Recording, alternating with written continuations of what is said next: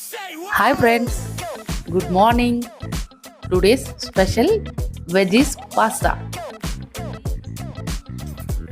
ఇది చాలా కలర్ఫుల్గా యమ్మీగా టేస్టీగా చాలా చూడటానికి కూడా చాలా కలర్ఫుల్గా యమ్మీ టేస్ట్తో అట్రాక్టివ్గా ఉంటుంది.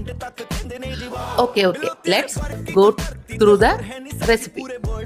ఫస్ట్ అయితే ఒక కళాయి పెట్టుకొని ఆయిల్ పోసుకొని ఆనియన్స్ బాగా ఫ్రై చేసుకోవాలి.